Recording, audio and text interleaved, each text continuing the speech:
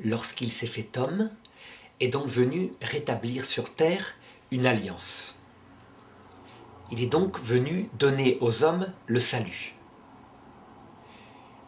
Il faut maintenant définir exactement ce que c'est que cette alliance, ce salut qu'il est venu rétablir. En fait, cela s'appelle la théologie morale, c'est-à-dire que dans cette leçon-là, je voudrais essayer de résumer de manière simple, toujours pareil, en prenant une analogie dans le vécu, toutes ces querelles théologiques qu'il y a eu depuis, disons, à peu près 1000 ans, qui ont été tout à fait fortes, particulièrement entre les protestants et les catholiques, sur le mystère même de la relation à Dieu. Et je vais le faire en 4 parties, en essayant d'être le plus précis possible. Dans la première, je vais montrer que l'alliance en question, le salut, est un amour d'amitié. En second lieu, je vais établir une comparaison entre l'amour d'amitié le plus fort qui puisse exister entre deux humains et cet amour d'amitié qu'on appelle la charité, donc qui est équivalente au salut et qui s'établit entre Dieu dans sa vie trinitaire et notre âme. En troisième lieu, je vais essayer d'établir les catégories précises de la théologie là-dessus, à savoir qu'est-ce qui se passe dans l'être humain pour que cette amitié soit possible. Ce sont des notions comme la prémotion divine, la foi, la grâce habituelle, la grâce actuelle, la justification, etc. Et enfin, je manifesterai quelle est la différence entre la théologie de Luther, qui parle du salut par la seule foi, et la théologie catholique, qui parle du salut par la charité. Donc la première partie consiste à se demander qu'est-ce que c'est que ce salut, quelle est sa nature, ce salut qu'a apporté le Christ. Eh bien en fait, il est tout simplement le projet de Dieu dès le départ de sa création. Dieu est une personne libre, avec une vie intime faite d'amour et de lumière. Si Dieu crée les hommes, et il crée aussi les anges, ce n'est pas pour leur imposer ce bonheur. S'il veut leur proposer ce bonheur, ça ne peut se faire, je l'ai dit plusieurs fois, que dans le cadre d'un amour d'amitié. Pour comparer cet amour d'amitié, qui est évidemment entre une créature, c'est-à-dire un être qui a une nature inférieure au Créateur, la Bible ne cesse de prendre des analogies à travers l'union de l'homme et de la femme.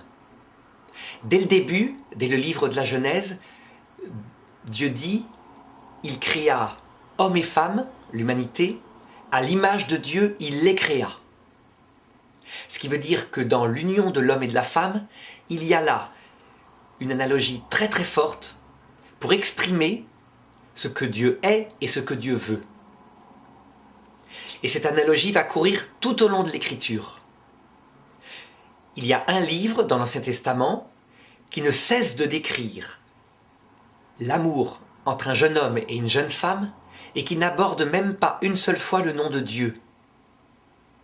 On se demande parfois ce que fait le Cantique des Cantiques dans la Bible, puisqu'il ne parle pas de Dieu.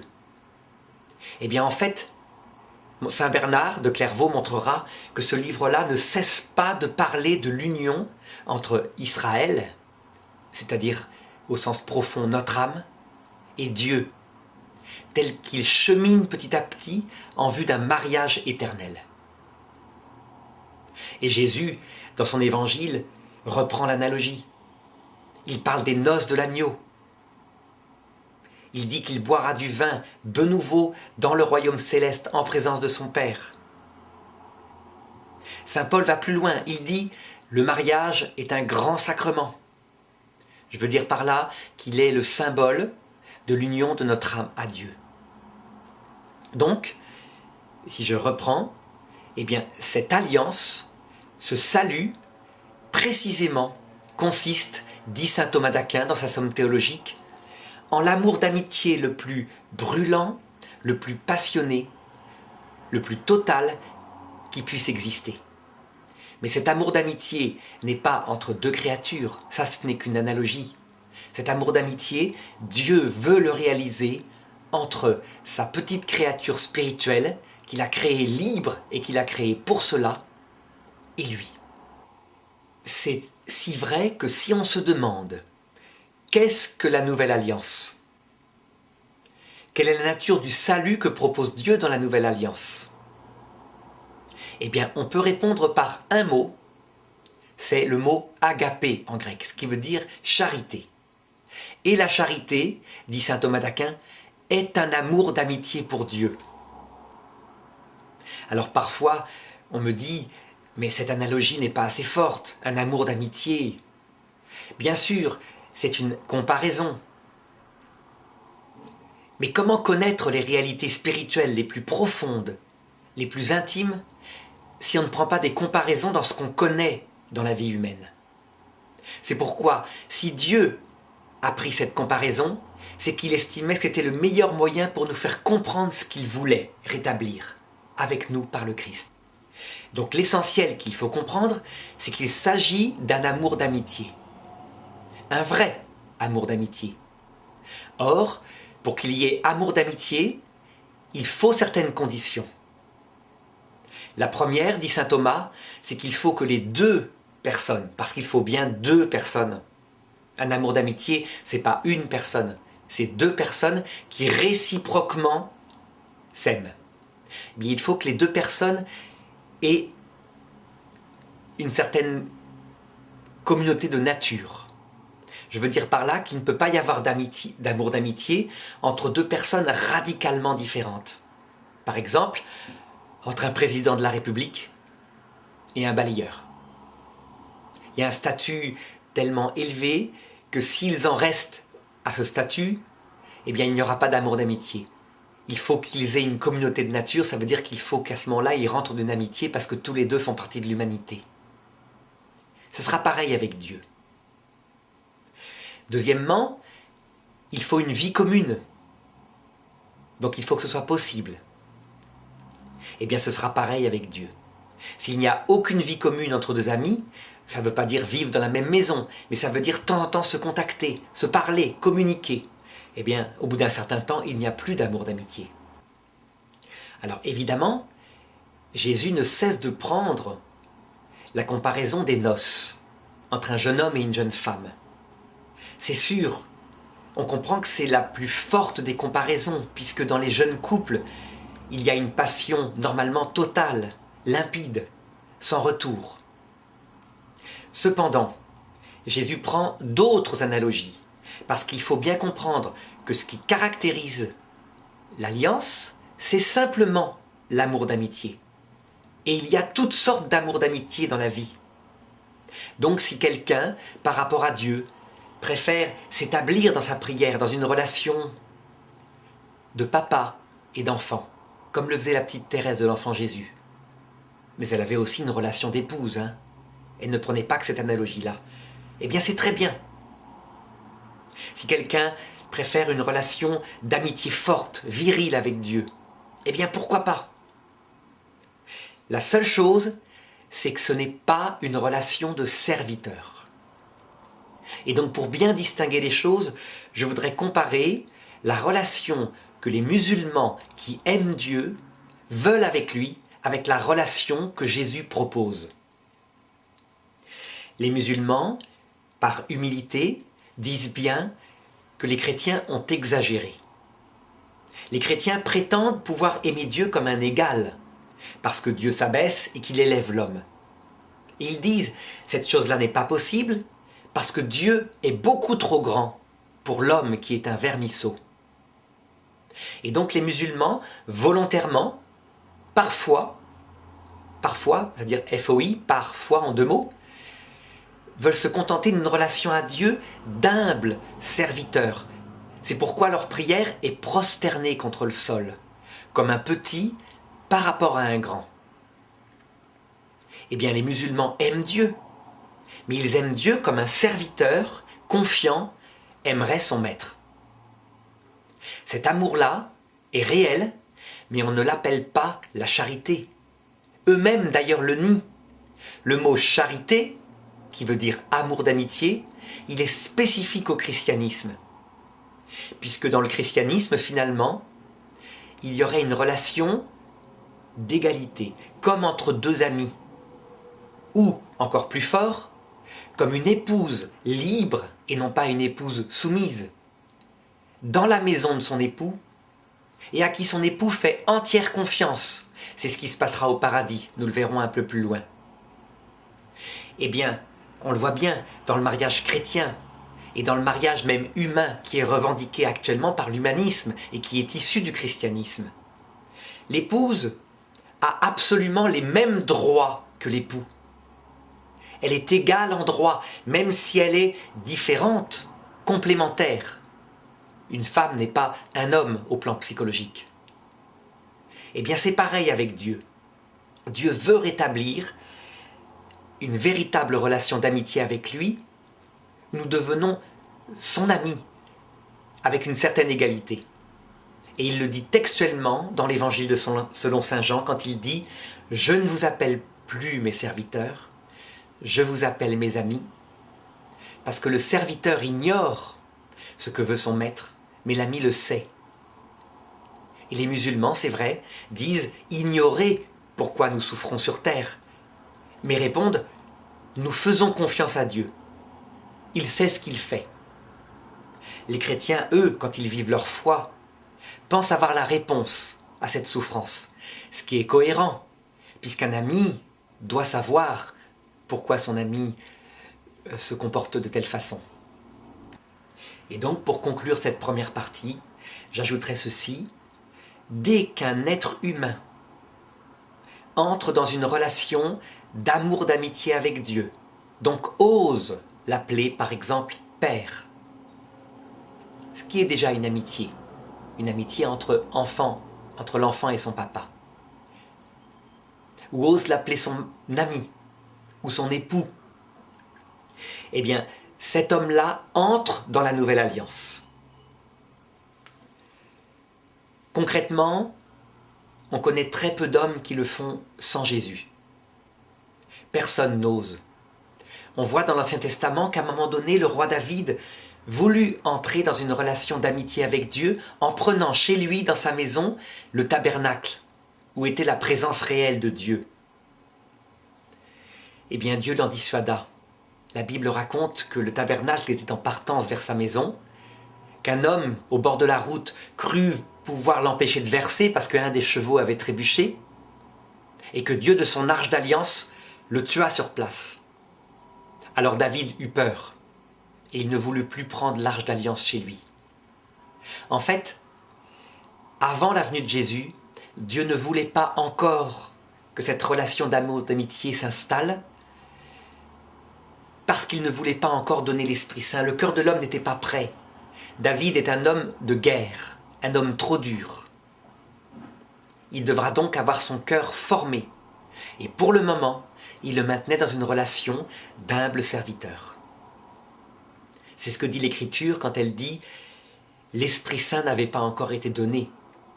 Non pas que David n'avait pas l'Esprit Saint, mais que l'Esprit Saint, à cette époque-là, ne permettait pas encore, à travers la grâce, une véritable relation d'amour, d'amitié. On en revient toujours au même mot.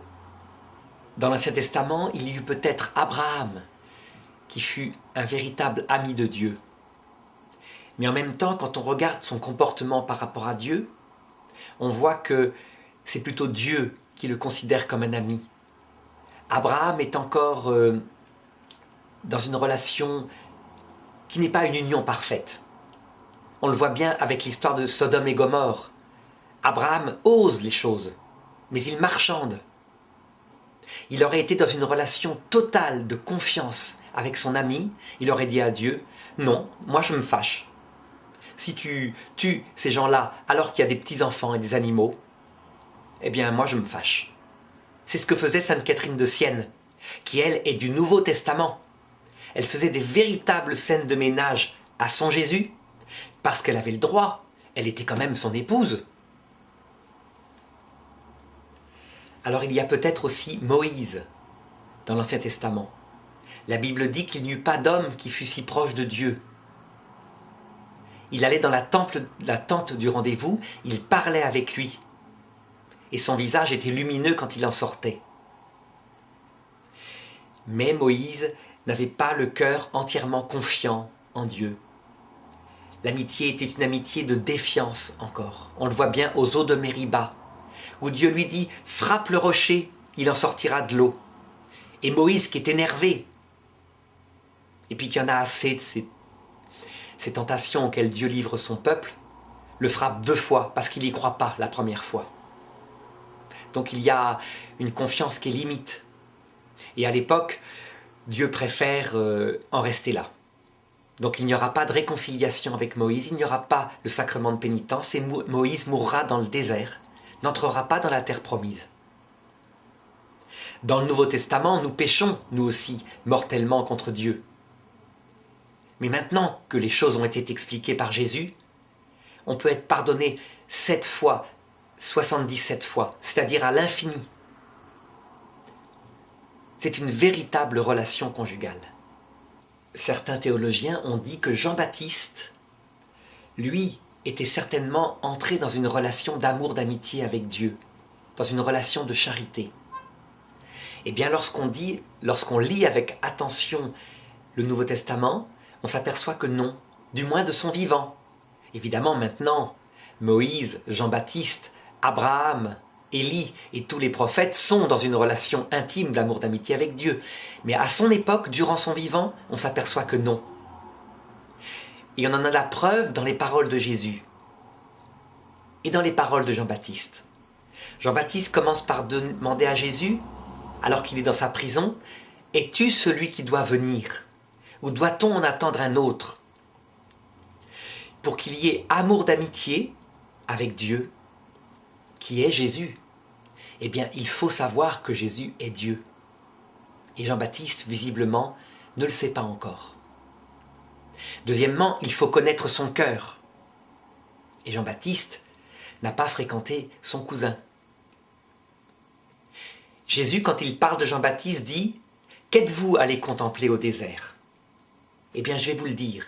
Parmi les enfants des hommes, il n'y a pas d'homme plus grand que Jean-Baptiste. Les enfants des hommes, c'est-à-dire ceux qui ne vivent pas encore de la Nouvelle Alliance, qui sont encore dans l'Ancien Testament, dans une relation de serviteur de Dieu.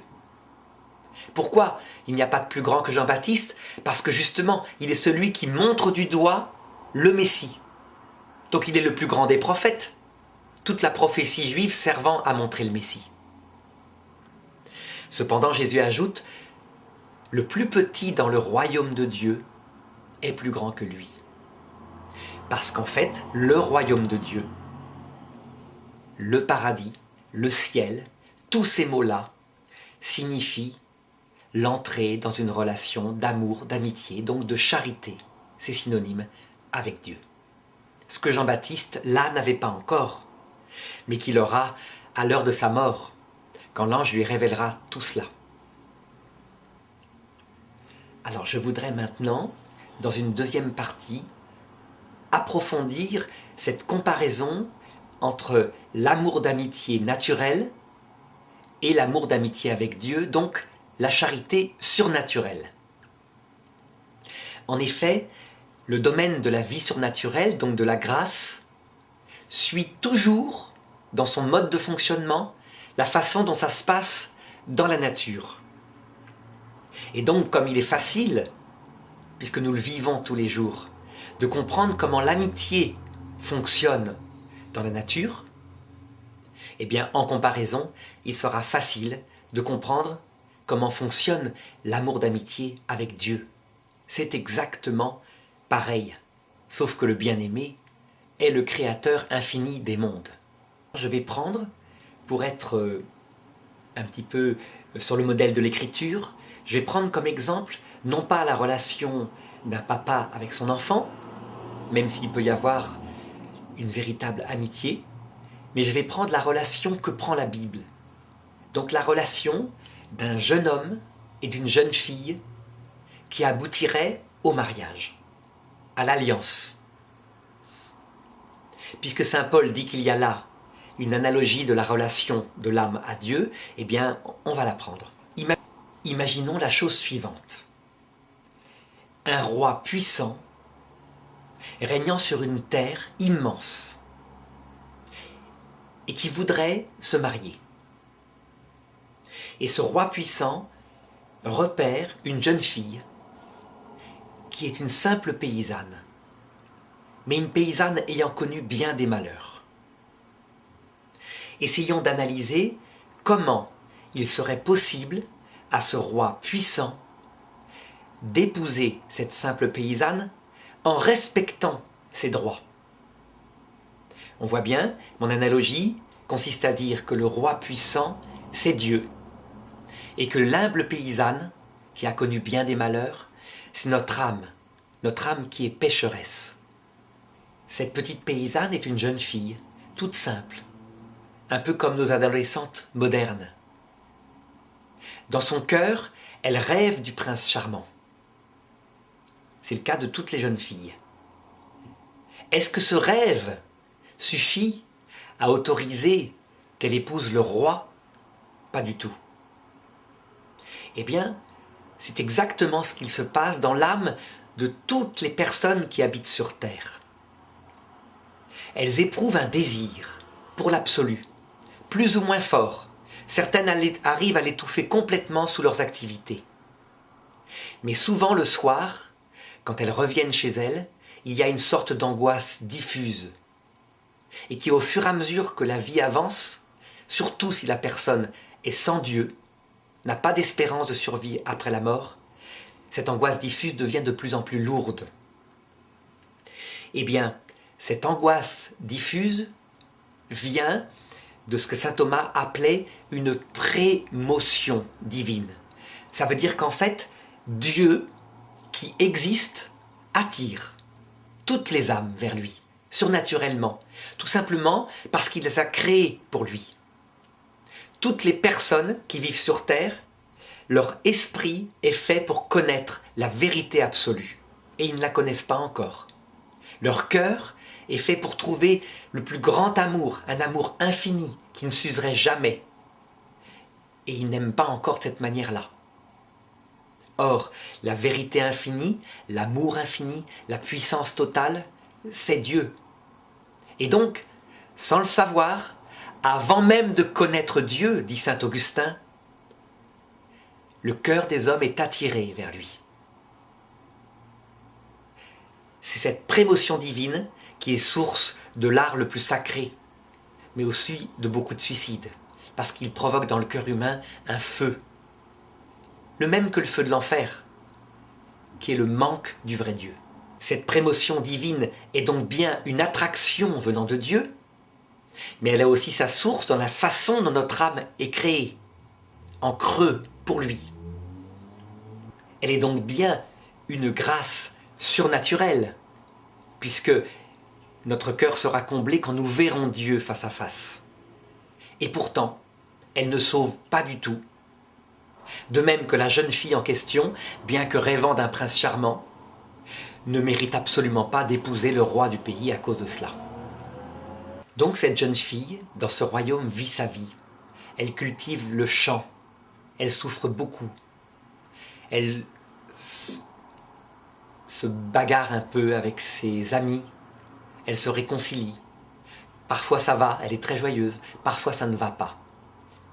Petit à petit, en vivant ces simples épreuves, il va s'avérer qu'elle développe un cœur de bonne volonté. Elle acquiert du bon sens. Elle se rend compte de plus en plus qu'il ne faut pas mentir, qu'il ne faut pas voler, qu'il faut respecter autrui. Dans l'Évangile, Jésus dit « Heureux les hommes de bonne volonté ». Eh bien, ça correspondrait à l'état de cette jeune fille alors qu'elle ne connaît pas encore le roi qui veut l'épouser. Est-ce que cette bonne volonté qu'elle a en elle la dispose à épouser le roi? Oui, mais de très loin. Pour l'épouser, il faut des qualités beaucoup plus proches. Et bien de la même façon, on dira en théologie morale que la bonne volonté des êtres humains ne sauve pas en elle-même, mais elle est une préparation au salut, parce que leur cœur étant bien disposé, ils cherchent plutôt la droiture, à force de vivre et d'éprouver des choses sur terre. Et bien le jour où le roi, qui est l'homme le plus juste qu'on puisse imaginer, leur révélera leur amour, ils seront préparés à l'aimer naturellement. Préparer ne veut pas dire aimer à 100%, de manière certaine. Un jour, la jeune fille en question se met à discuter avec sa maman, qui lui dit « Tu sais, tu ne devrais pas t'inquiéter. Tu rêves d'un prince charmant? Eh bien, un jour, ton prince viendra. Il viendra parce que, finalement, tous les êtres humains, les garçons, ont un côté princier en eux. Ils sont des créatures voulues par Dieu. » La fille écoute sa maman et donc se met à espérer et à croire de manière un peu plus profonde qu'un jour viendra pour elle le bonheur et qu'elle ne restera pas tout le temps dans sa maison et puis dans les champs à les cultiver.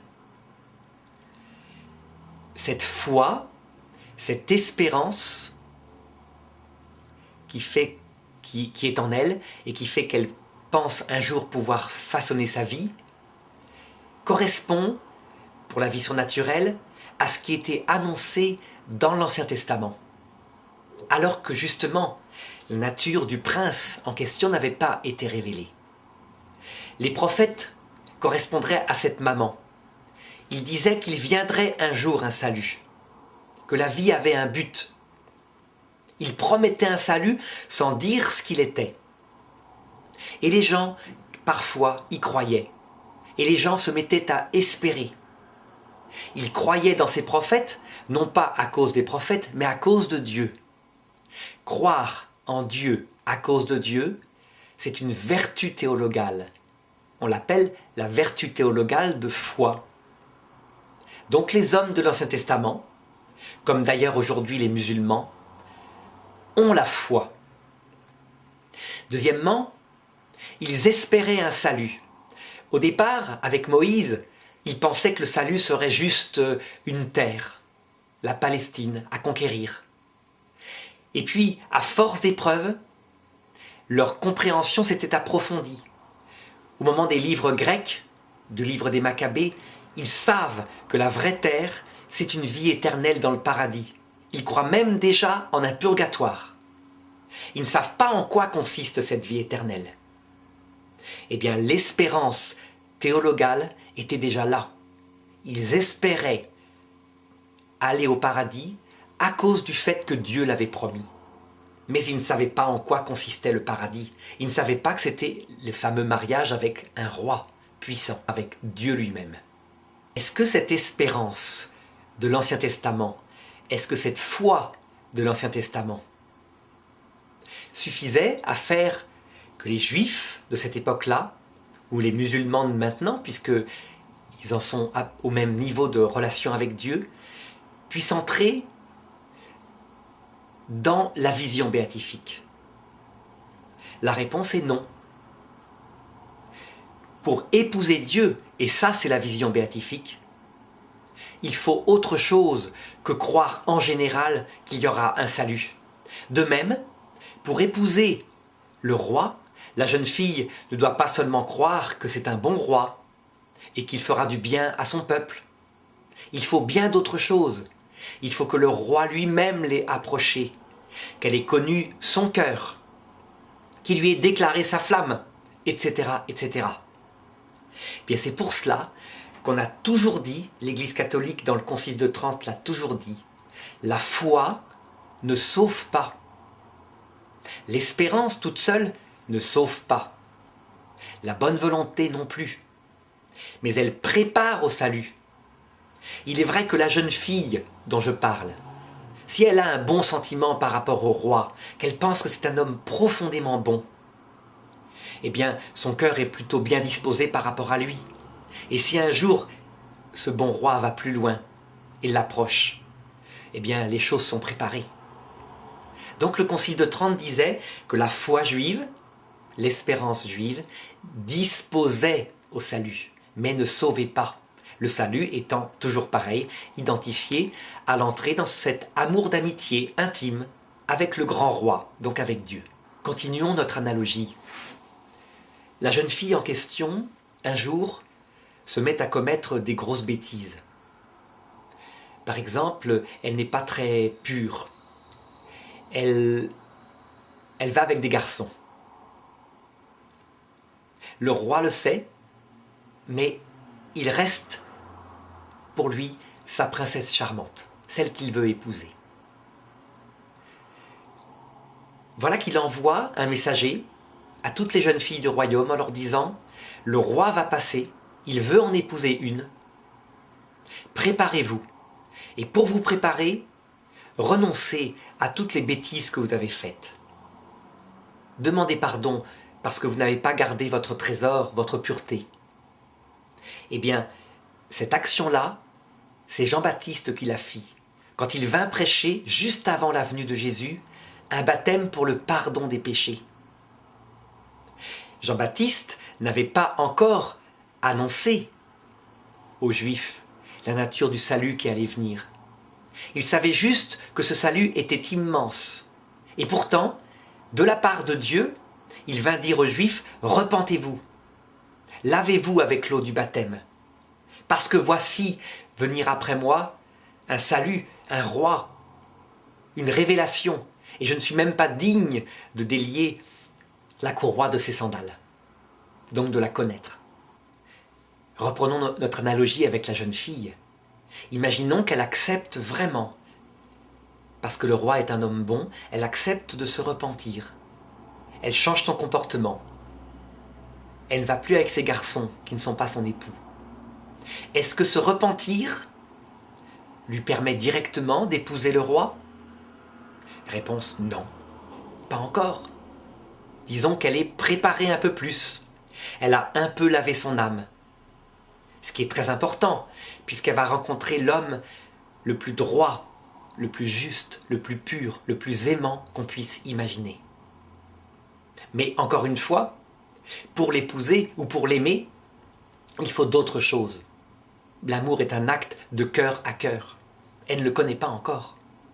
Et voici que, effectivement, quelques jours plus tard, se présente le roi lui-même. Et il vient frapper à la maison de la jeune fille en question. Elle est profondément surprise, mais lui est très délicat. Il commence par discuter avec ses parents, avec elle, très simplement. En fait, il présente qui il est, il présente son cœur. En effet, s'il veut un jour épouser cette jeune fille, la première chose, c'est qu'elle doit connaître quelques petites choses de son cœur. Eh bien, dans la vie surnaturelle, c'est exactement la même chose. Avant d'envoyer son Esprit Saint, donc de faire sa déclaration d'amour à l'humanité sur la croix, Jésus commença par prêcher 3 ans, en révélant de manière précise, intelligente, ses intentions et le cœur de Dieu. En effet, il ne peut pas y avoir présentation de l'amour et d'une volonté éventuelle d'alliance s'il n'y a pas un minimum de connaissance du cœur de l'autre. On se fréquente un petit peu avant de commencer à faire des déclarations.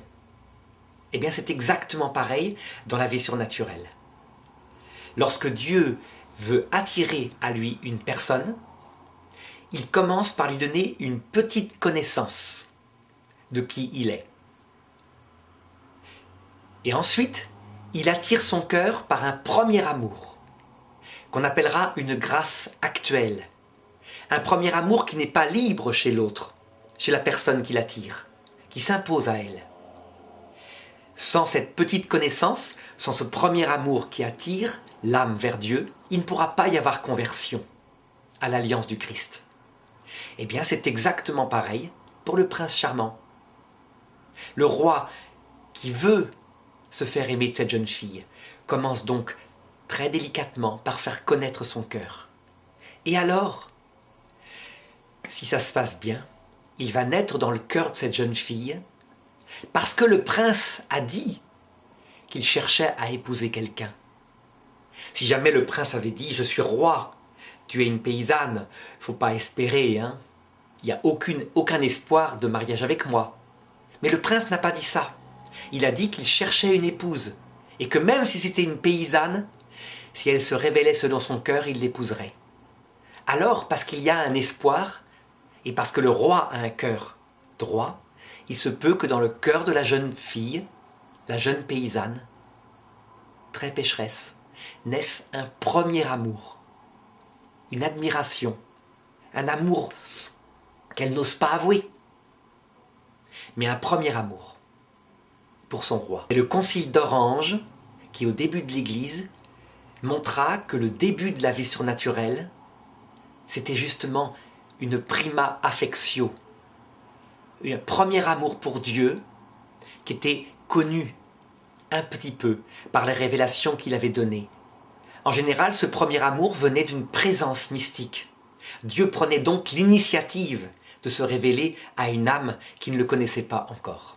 Est-ce que ce premier amour, qui n'est pas libre, qui tombe sur la jeune fille parce qu'elle trouve ce roi magnifique, est-ce que ce premier amour suffit à la faire entrer dans l'alliance et suffit à faire qu'elle puisse épouser le roi? Réponse non. Il faut autre chose encore. Il faut qu'il y ait échange réciproque, discussion, qu'il se fasse des promesses. On le voit bien, quand une jeune fille tombe amoureuse d'un garçon, que ce premier amour apparaît, ça s'impose à elle, mais ça ne veut pas dire qu'ils sortent ensemble. Le garçon est un roi puissant. Eh bien jamais la jeune fille, pauvre paysanne, ayant commis en plus des choses pas très belles, n'osera aller plus loin, même si Dieu l'attire. Eh bien de la même façon, il faut que ce soit Dieu qui prenne l'initiative de la suite. Et c'est ce qui va se passer dans mon histoire. Imaginons que le roi, approchant délicatement la jeune fille, qui n'ose pas parler de rien, un jour commence à se faire plus pressant. Il la regarde avec insistance. Et elle n'ose pas y croire, mais il semblerait que le roi a posé son regard sur elle, et puis il se met à parler, et il lui explique que oui, c'est elle qui l'a choisi, et qu'il aimerait bien, si elle est d'accord, qu'il aimerait bien entrer dans une relation de fiançailles. Pas une fiançaille officielle, il ne s'agit pas de ça, mais pour se connaître un petit peu, réciproquement. Eh bien là, on peut dire que pour la première fois, le roi vient de rendre possible un amour d'amitié entre la jeune fille. Cet amour d'amitié ne va pas encore jusqu'à proposer le mariage et les épousailles. On n'en est pas là, on est dans des premières approches. Mais il y a un amour d'amitié proposé. Ils vont se mettre à déambuler ensemble, à discuter. Eh bien, la théologie catholique dit que lorsque l'âme qui a ce premier amour pour Dieu comprend que Dieu lui propose un amour d'amitié, une vraie fréquentation à travers un échange dans la prière, et si l'âme dit oui, j'accepte cela, alors, aussitôt, elle entre dans le salut. La charité est née. L'amour d'amitié est là. On le voit bien, l'amour d'amitié n'est pas encore pleinement réalisé, ça va être un long chemin. Mais à ce moment-là, on dit que l'âme est justifiée. La présence de Dieu vient dans son cœur. De même que pour la jeune fille, tout d'un coup, il n'y a plus simplement un amour venant de chaque côté et qui était lointain, mais il y a eu acceptation d'un amour d'amitié, très discret au début, mais qui va aller en s'approfondissant. L'amour humain naturel, les choses se font naturellement. Le premier amour est naturel.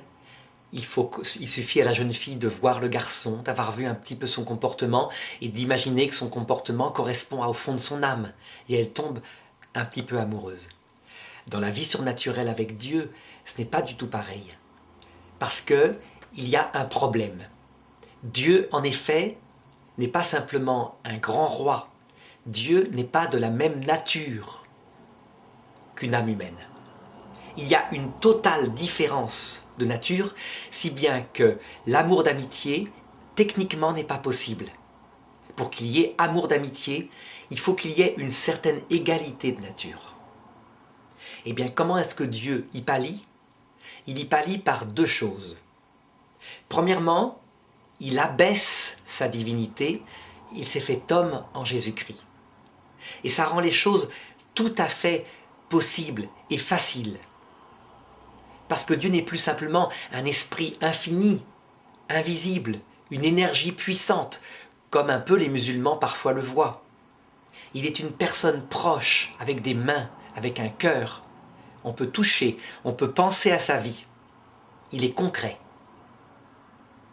Et la deuxième chose qu'il fait, c'est qu'il va surélever l'âme humaine pour la rendre capable d'une vie surnaturelle. La grâce que crée Dieu quand il commence à proposer l'amour d'amitié à une âme est appelée par saint Thomas d'Aquin la grâce habituelle. Il dit que c'est un habitus, c'est-à-dire une vertu, habitus, une vertu que Dieu crée au cœur même de l'âme humaine, c'est-à-dire au centre même de notre être, afin de nous rendre capables d'une vie qui dépasse notre nature, une vie surnaturelle. Et effectivement, la grâce surnaturelle va s'établir dans l'intelligence pour permettre de connaître cœur à cœur, de manière de plus en plus profonde, la nature de la Trinité. Chose impossible à la raison naturelle. Il faut véritablement une révélation venant de l'Esprit Saint. Et deuxièmement, la grâce habituelle va surélever notre volonté pour la rendre capable d'un véritable amour d'amitié, libre, avec dialogue, avec scène de ménage s'il le faut, avec pardon quand on a péché, avec prière. Et ça, c'est la chose la plus essentielle. Il n'y aurait pas d'amour d'amitié sans cette prière qui est simplement la relation habituelle qu'on a avec son amoureux, Dieu. Eh bien, la volonté est surélevée pour être capable de le faire avec une vraie liberté surnaturelle. Une fois que l'amour d'amitié est né, évidemment, elle va devoir s'approfondir. Et c'est ce que je verrai un peu plus loin quand je traiterai du purgatoire et des 7 Thérèses que décrit sainte Thérèse d'Avila, des 7 demeures, de l'âme que décrit sainte Thérèse d'Avila et qui sont justement les étapes de purification de l'amitié. Tout ce qu'on peut dire, c'est que ça se passe un petit peu comme entre le roi et la jeune fille dont j'ai parlé tout à l'heure. Au fur et à mesure que le roi et cette jeune paysanne se fréquentent, ils vont découvrir le cœur l'un de l'autre. Comme tous les fiancés, ils vont découvrir des défauts de l'un et de l'autre. On dira, ça ne peut pas s'appliquer à Dieu. Dieu, lui, est parfait, n'a pas de péché. Oui, mais il a des défauts qui ne sont pas des péchés. Et l'un des plus importants défauts, c'est qu'il se cache. Sa présence n'est pas palpable. Il se cache dans l'Eucharistie. Souvent, il n'écrit pas. Ça veut dire que la personne ne ressent plus sa présence, alors qu'au début de sa conversion, elle le ressentait très fort. Sainte Thérèse d'Avila, pour décrire ces défauts de l'époux divin, disait « Pas étonnant que tu aies si peu d'amis, regarde comment tu les traites ». Elle pouvait se le permettre, je l'ai dit, c'est une véritable relation d'amour, d'amitié. Et donc il y a une confiance, on se dit les choses. Alors du côté de nous, l'âme, les défauts sont beaucoup plus graves. Chez nous, il y a de vraies trahisons, des adultères. C'est ce qu'on appelle le péché mortel. Le péché mortel, c'est quand on tue la confiance qu'on a rétablie avec Dieu. Mais là, et c'est ce que révèle Jésus, c'est qu'il y a communication. Et comme dans un couple, on peut se demander pardon, se réconcilier. C'est ce qu'on appelle la pénitence, qui se passe d'abord dans la prière du cœur, après un péché mortel, et qui se passe aussi concrètement avec un signe extérieur dans le sacrement de pénitence avec le prêtre. Donc Dieu a créé tous les moyens, y compris sensibles, pour que cet amour d'amitié grandisse, grandisse, grandisse. Reprenons l'analogie de mon roi et de cette jeune fille. Ils se fréquentent, ils sont dans un amour d'amitié. Et voilà que le roi va lui révéler son véritable projet. Non seulement il veut une amitié avec elle, mais il veut faire d'elle sa reine, pour l'éternité. Il ne veut qu'elle, elle seule. Et il veut qu'elle soit sa reine, non pas passive, non pas une reine soumise, comme chez les rois babyloniens, qui ne pouvaient pas approcher le roi de sa propre initiative, parce que sinon le roi avait droit de la tuer, comme on le voit dans l'histoire de la reine Esther. Non, il veut faire d'elle sa reine, qui aura droit de gestion de tous ses trésors. Il veut lui faire entièrement confiance. Ça veut dire que le roi veut un véritable mariage d'égalité. On voit certains qui disent ici, mais là quand même, c'est exagéré, Dieu ne peut pas proposer ça. Il suffit de lire l'Évangile selon saint Jean. Il le dit textuellement. Ils feront des œuvres encore plus grandes que celles que j'ai faites. Et tout ce qu'ils demanderont, je le ferai. Pourquoi? Parce que je vais vers le Père. Que lorsque nous sommes mariés avec Dieu, dans la vision béatifique, il nous fait une telle confiance que nous devenons les gestionnaires de tous ces trésors de grâce. C'est ce que révèle de manière précise le mystère, le 15e mystère du rosaire, le couronnement de Marie au ciel. Marie, reine des anges, Marie, reine de l'univers, c'est une image de ce que nous serons nous en fonction de notre amour de Dieu.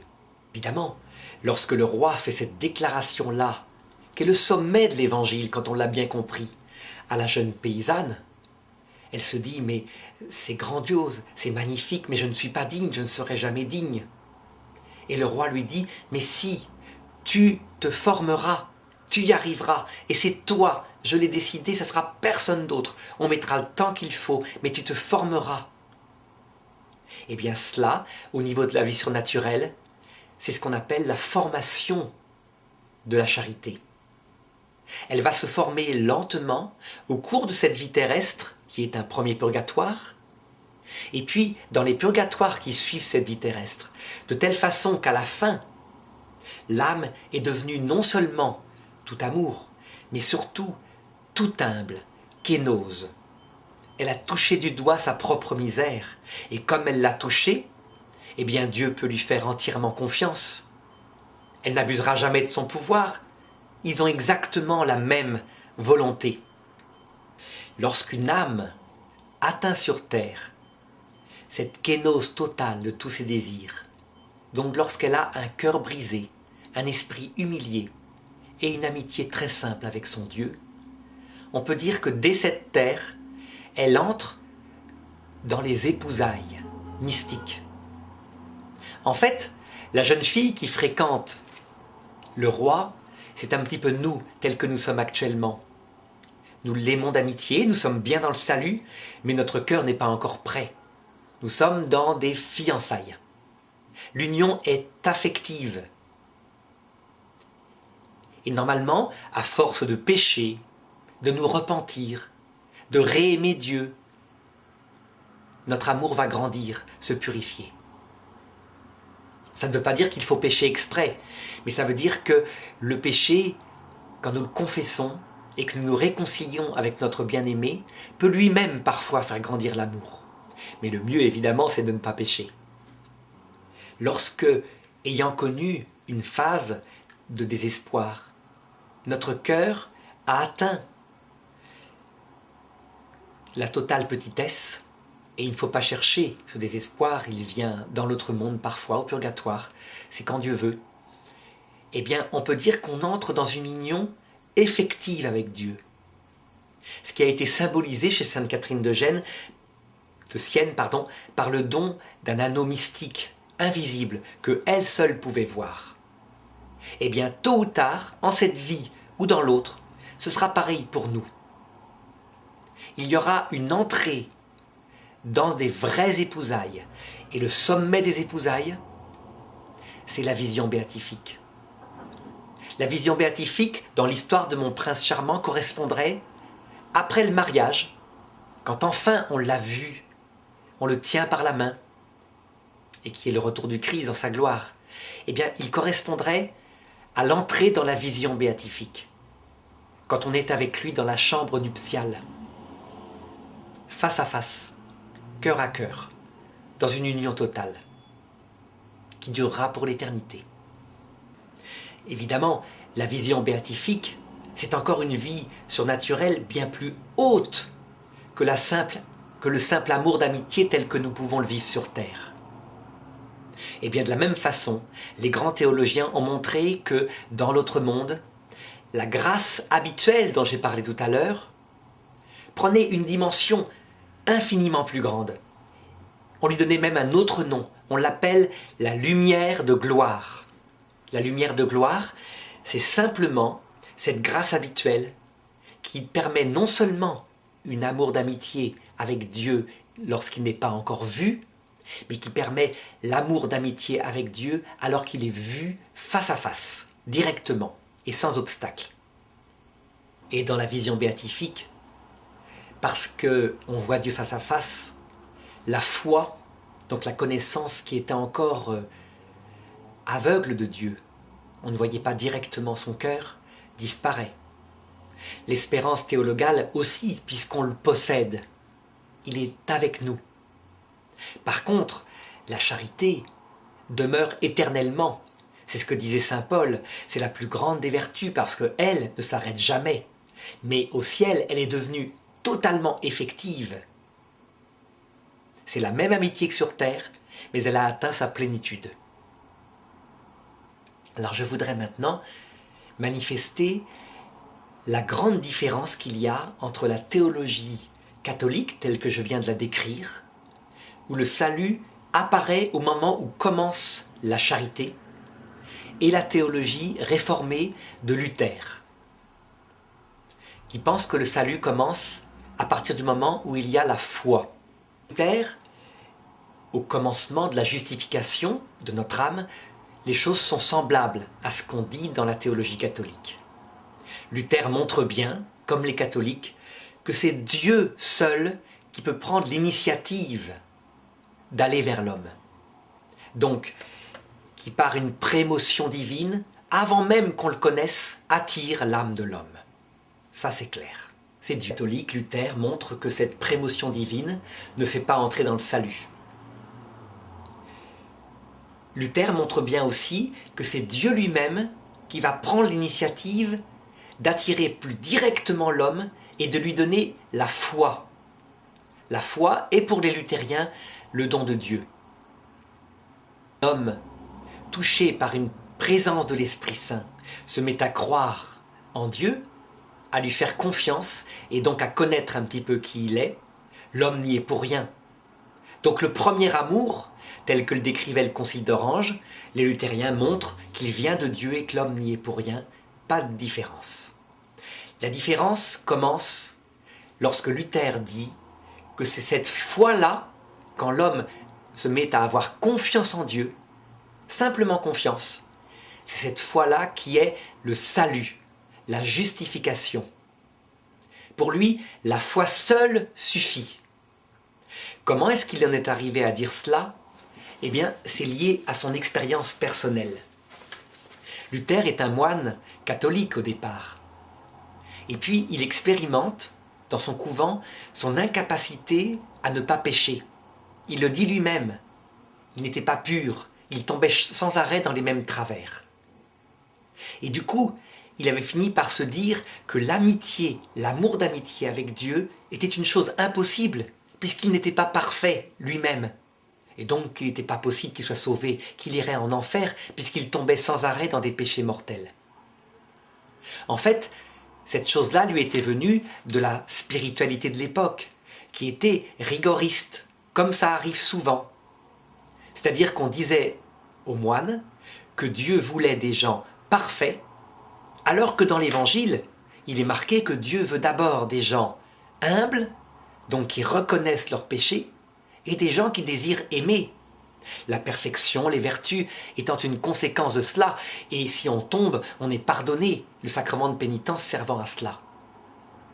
Luther, lui, il avait une conception d'un amour d'amitié où Dieu étant parfait, l'homme répondait par un amour parfait. Et il se dit, désespéré, que ce n'était pas possible, puisqu'il tombait toujours, et donc qu'il allait être damné. Jusqu'au jour où il tomba sur une épître de saint Paul qui disait « L'homme sera justifié par sa foi », donc par le fait qu'il a confiance. Et la lumière lui vint, et avec la lumière, la paix. Il se dit qu'en fait, peu importe s'il péchait, il ne fallait pas pécher bien sûr, mais peu importe, par le fait qu'il avait confiance en Dieu, il était sûr d'être sauvé. Il se mit donc à élaborer une théologie où le péché originel avait définitivement détruit la capacité de l'homme à répondre librement à l'amour de Dieu. Les catholiques, la grande différence, dirent ceci au Concile de Trente, après cette grande crise provoquée par Luther.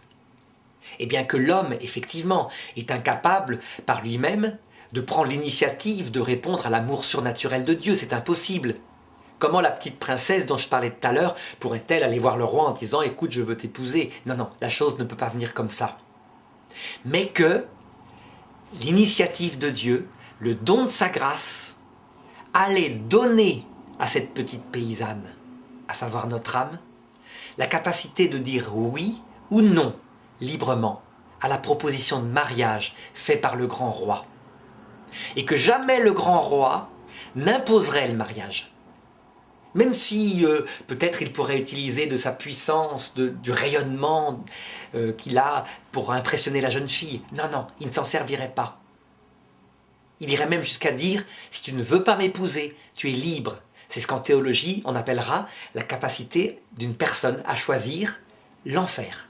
L'enfer, dans le sens théologique, je verrai plus tard, qui est plutôt le lieu de la liberté où on n'aime pas Dieu et où Dieu respecte notre choix. Et donc pour Luther, la personne est justifiée quand elle a simplement confiance en Dieu. Eh bien la théologie catholique n'est pas du tout d'accord avec ça. Si le projet de Dieu est bien un amour d'amitié et plus tard un mariage total avec lui, eh bien la confiance qu'on peut avoir, enfin qu'une jeune femme peut avoir dans un homme ne fonde absolument pas un mariage. Pour qu'il y ait mariage, il faut qu'il y ait amour d'amitié réciproque, discussion, révélation de l'amour des deux, etc. C'est pas parce qu'une jeune fille a confiance dans un garçon qu'elle va aller plus loin. Des serviteurs aient une très grande confiance dans leur maître. Et c'est pas pour ça qu'ils osent aller dans un rapport d'amitié. Alors les luthériens actuels disent « Oui, la confiance en question provoque l'amitié ». Bon, dans ce cas-là, on peut dire qu'on va être très proche et que peut-être on arrivera à une solution. Mais l'Église catholique a toujours dit que la foi, la confiance qu'on peut avoir en Dieu, ne sauve pas en elle-même, mais elle sauve uniquement quand elle devient la confiance d'un amour d'amitié. Donc c'est ce qu'il appelle la foi vivifiée par la charité. C'est dans ces deux conceptions si différentes que tout va sortir. Par exemple, si les protestants ne prient pas les saints du ciel et considèrent que nous sommes idolâtres, nous catholiques, quand nous les prions, c'est parce que justement, dans leur idée, les saints du ciel ne sont pas vraiment épouses de Dieu. Donc n'ont pas la liberté, la possibilité absolue de puiser dans les trésors de leur époux et de les donner à volonté aux hommes. Chez les catholiques, au contraire, les saints ne sont pas du tout adorés comme Dieu. Ils sont simplement aimés comme ceux qui sont les épouses uniques de Dieu. Et quand on prie un saint, c'est comme si on priait Dieu, non pas que le saint soit Dieu, mais c'est parce qu'ils ont une seule volonté d'amour. Ils sont des époux. De même, les protestants refusent la co-rédemption de Marie à la croix. Pour eux, seul le Christ a tout fait. Et c'est cohérent. Si le salut se fait par la foi seule, parce que l'homme est incapable d'aucune réponse libre à Dieu, eh bien, Dieu fait tout. Et l'homme répond comme un petit enfant qui serait blessé, handicapé par sa confiance. Dieu le prend dans ses bras, il a juste à ne pas se débattre. Dans la théologie catholique, il n'y a pas de salut sans le oui de Marie. Pourquoi? Parce que le salut est un amour d'amitié.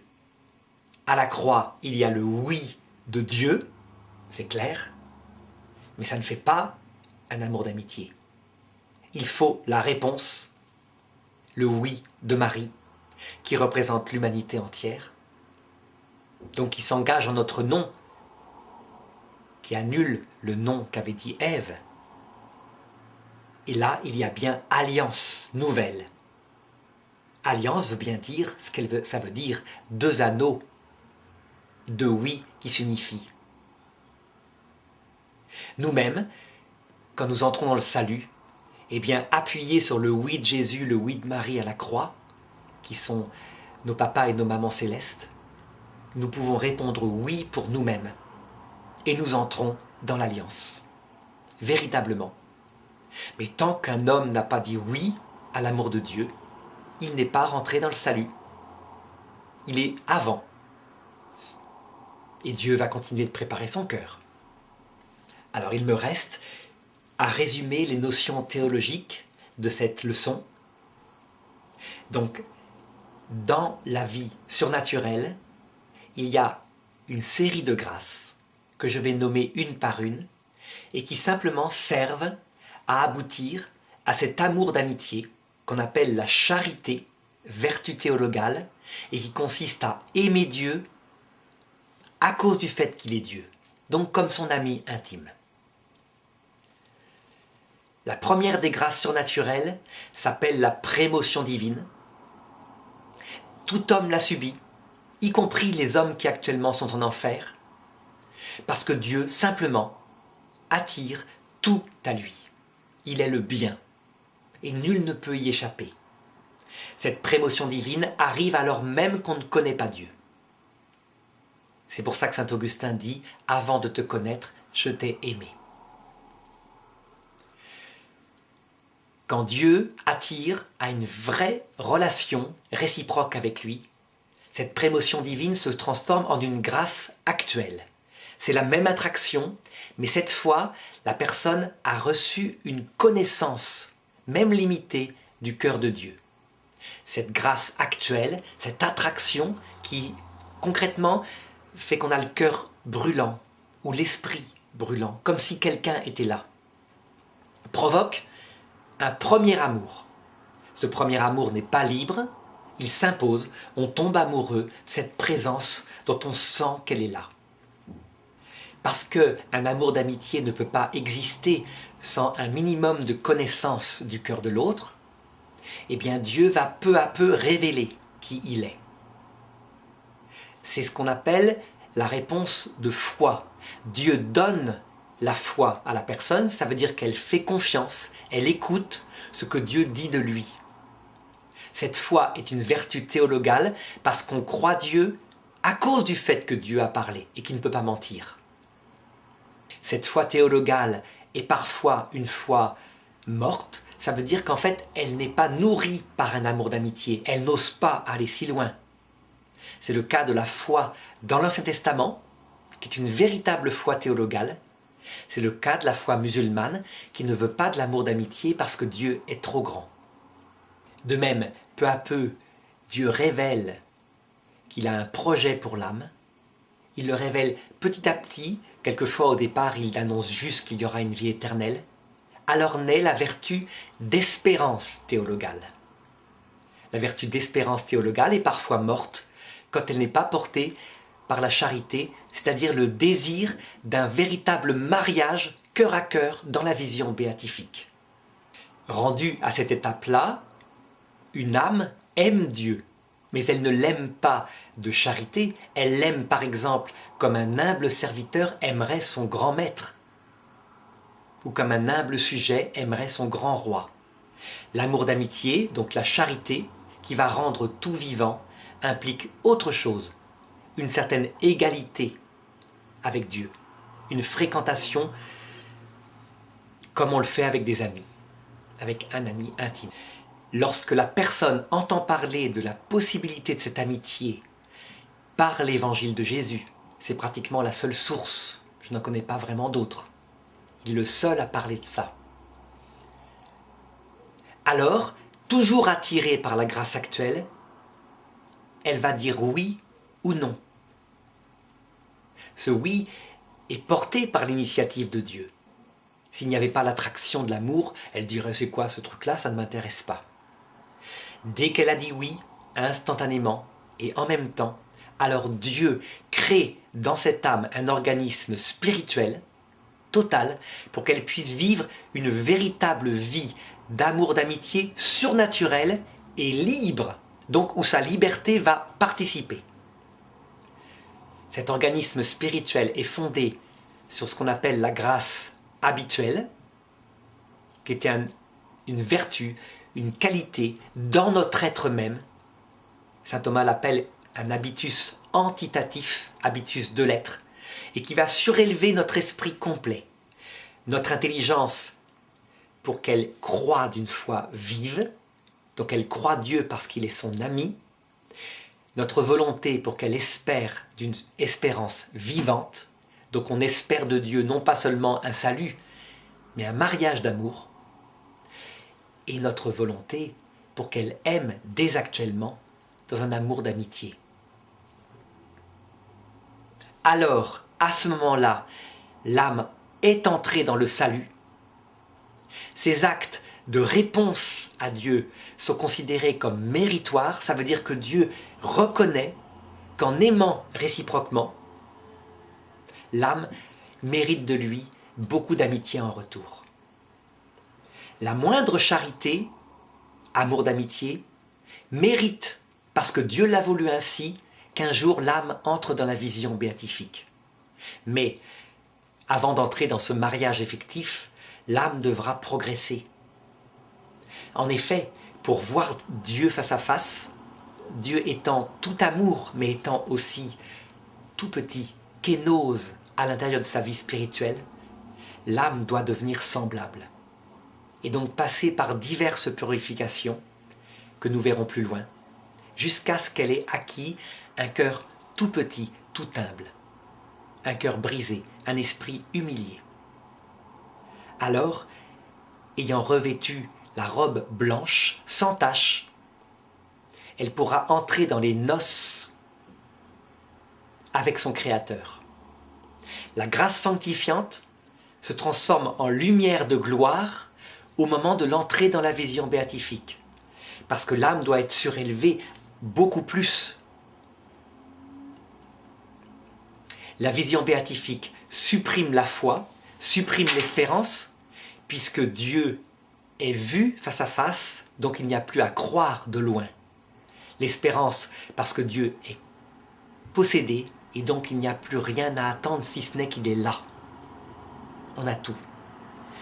Et la charité se transforme dans sa plénitude, donc une union absolument effective, où l'âme voit directement et sans aucun intermédiaire créé la vie trinitaire face à face.